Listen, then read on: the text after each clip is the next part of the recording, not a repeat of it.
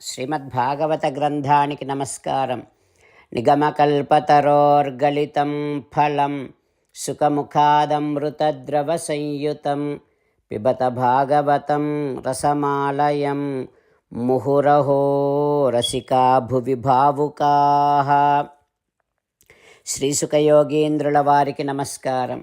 యం ప్రవ్రజంతమనుపేతమపేతకృత్యం ద్వైపాయనో విరహకాతర ఆజుహావ పుత్రేతి తన్మయతయా తరవోభినేదుః తం సర్వభూతహృదయం మునిమానతోస్మి.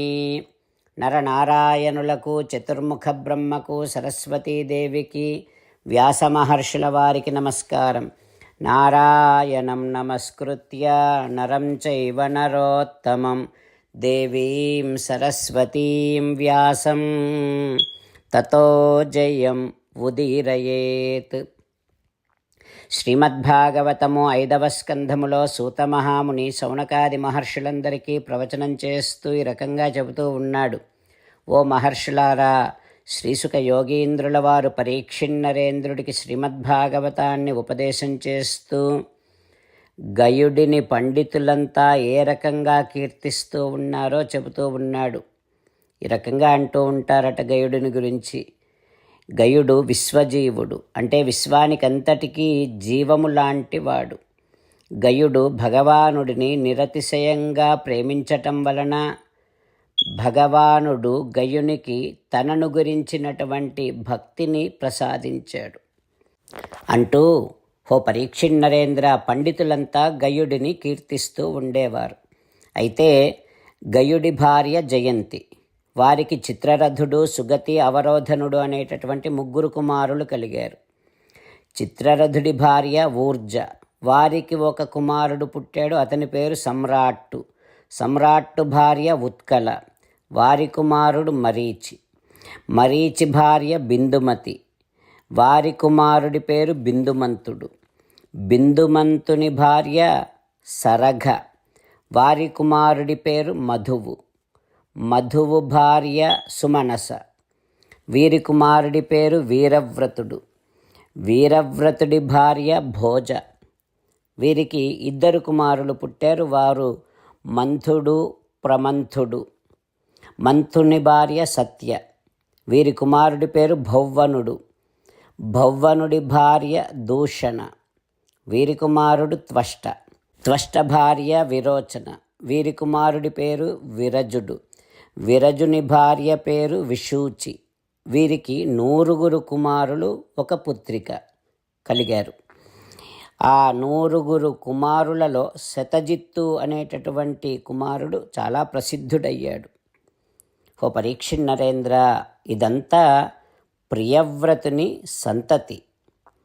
అతి అలం కీర్త్యా విష్ణు సురగణం యథా. తన దివ్యశక్తితో శ్రీ మహావిష్ణువు దేవతలందరితో అలంకరించి ఉన్నట్టుగా విరజుడు కూడా ఈ ప్రియవ్రతుని వంశములో వంశరత్నముగా ప్రసిద్ధి చెందాడు అంటూ శ్రీసుఖ యోగీంద్రుల వారు ప్రియవ్రతుని వంశాన్ని, భరతుని వంశాన్ని గురించి తెలియచేస్తూ ఉన్నారు.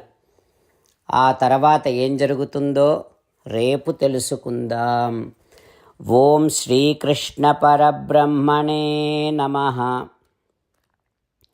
ఓం అస్మద్గురుభ్యో నమః. అంతేకాకుండా మనం ప్రతిరోజు శ్రీమన్నారాయణుడికి ఒక 8 పనులు చేస్తాం అని మాట ఇద్దాం. ఎందుకంటే శ్రీకృష్ణ భగవానుడు 18వ అధ్యాయములో 65 నుండి 70వ శ్లోకాల ద్వారా శ్రీమద్భగవద్గీత అంతటికీ సారభూతముగా మనకు 8 పనులు చేయమని చెప్పాడు. అలా చేస్తే చాలు, నేను మిమ్మల్ని అన్ని విధాలుగా రక్షిస్తా అని ప్రమాణపూర్వకముగా ప్రతిజ్ఞ కూడా చేశాడు. అందుకని శ్రీమద్భగవద్గీతను అంతటినీ విన్న తర్వాత అర్జునుడు కూడా చివరకు కరిష్యే వచనం తవ, కృష్ణ నువ్వు చెప్పినట్టే చేస్తా అని అన్నాడు. కనుకనే భగవానుడు అర్జునుడికి అన్ని విధాల విజయాన్ని అందించాడు. మనం కూడా ప్రతిరోజు శ్రీమన్నారాయణుడికి ఆ రకంగానే మాట ఇద్దాం. 8 పనులు చేస్తాం అని మనము మాట ఇస్తే అది అష్టాక్షరీ మహామంత్ర జపము చేసినటువంటి ఫలితాన్ని మనకు ప్రతిరోజు ఇస్తుంది. ఇట్లా మాట ఇవ్వటం కంటే గొప్ప పూజ, యజ్ఞము, తపస్సు మరొక్కటి లేనే లేదు. అందుకని నేను అంటూ ఉంటాను, మీరు మనస్సులో భావిస్తూ ఉండండి. ఈ రకంగా మనము మాట ఇస్తూ ఉంటే శ్రీకృష్ణ భగవానుడి ముఖారవిందములో కలిగేటటువంటి ఆనందాన్ని మనం ప్రతిరోజు దర్శిద్దాం, ఆస్వాదిద్దాం. జై శ్రీమన్నారాయణ. హో శ్రీమన్నారాయణ, నువ్వు చెయ్యమన్నట్టే నేను నిన్నే సంతతము ధ్యానము చేస్తూ ఉంటా. హో శ్రీమన్నారాయణ, నువ్వు చెప్పినట్టే నేను నీ భక్తుడిగానే ఉంటా. హో శ్రీమన్నారాయణ, నువ్వు చెయ్యమన్నట్టే నేను నా విధులను, కర్తవ్యాలను నీ సేవగా, నీ తృప్తి కోసమనే సక్రమంగా నిర్వర్తిస్తూ ఉంటా. హో శ్రీమన్నారాయణ, నువ్వు చెప్పినట్టే నేను నీవాడిని అనే మహావిశ్వాసముతో నీకే నమస్కరిస్తూ ఉంటా. హో శ్రీమన్నారాయణ, మామేకం శరణం వ్రజ, నన్ను ఒక్కడిని మాత్రమే శరణు వేడుకో అని నువ్వే అన్నావు కనుక నేను నిన్ను ఒక్కడిని మాత్రమే శరణు వేడుకుంటా. హో శ్రీమన్నారాయణ, మా శుచః, ఇక దుఃఖించకు అని నువ్వే నాకు భరోసా ఇస్తున్నావు కనుక నేను ఇక దుఃఖించను. హో శ్రీమన్నారాయణ, నువ్వు చెప్పినట్టే నువ్వు నా కోసమని అనుగ్రహించినటువంటి శ్రీమద్భగవద్గీతను ప్రతిరోజు కనీసము ఒక్క శ్లోకాన్నైనా జ్ఞాపకం చేసుకుంటూ శ్రీమద్భగవద్గీతను అనుసంధానము చేస్తూ ఉంటా.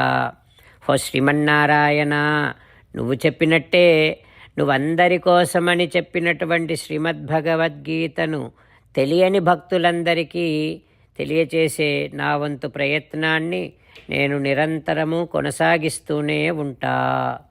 హో శ్రీమన్నారాయణ, నేను నువ్వు చెప్పినట్టే చేస్తా, నీకు నచ్చినట్టే ప్రవర్తిస్తా, నీకోసమే పని చేస్తూ ఉంటా. కరిష్యే వచనం తవ. జై శ్రీమన్నారాయణ. భక్తులకు ప్రత్యేకమైనటువంటి విజ్ఞాపన. మీకు అన్ని విషయాలలో వెంటనే మంచి ఫలితాలు రావాలి అనంటే ప్రతిరోజు 1 నిమిషం వెచ్చించి నారాయణాస్త్రాన్ని చదవండి. ఇక మీకు తిరిగే ఉండదు. నారాయణాస్త్రాన్ని పొందడానికి మీరేం చేయాలంటే నారాయణాస్త్రం అనే వెబ్సైట్కి వెళ్ళి మీ పేరు, మీ ఈమెయిల్ ఇస్తే మీ ఈమెయిల్కి నారాయణాస్త్రం PDF వస్తుంది. అందులో ఒక రామాయణ శ్లోకం, ఒక గీతా శ్లోకం, ఒక విష్ణునామం ఉంటాయి. ఆ 3 కలిపి నారాయణాస్త్రం అంటాం. ప్రతి ఒక్కరికి వేరువేరు శ్లోకాలను ఇస్తున్నాం. ఆ రకంగా ఎవరి శ్లోకాన్ని వారు ప్రతిరోజు తప్పనిసరిగా చదవటం వలన ప్రతిరోజు ప్రతి 24,000 భక్తులతో ఒకసారి సంపూర్ణ రామాయణ పారాయణ, 33 సార్లు శ్రీమద్భగవద్గీత పారాయణ, 24 సార్లు శ్రీ విష్ణు సహస్రనామ స్తోత్ర పారాయణ జరుగుతుంది. ప్రతి ఒక్కరికి అంతటి విశేష ఫలితము ప్రతిరోజు లభిస్తుంది. అందుకని మీరు, మీ కుటుంబ సభ్యులు అందరూ ఒక్కొక్కరు ఒక్కొక్క నారాయణాస్త్రాన్ని వెంటనే పొందండి. జై శ్రీమన్నారాయణ.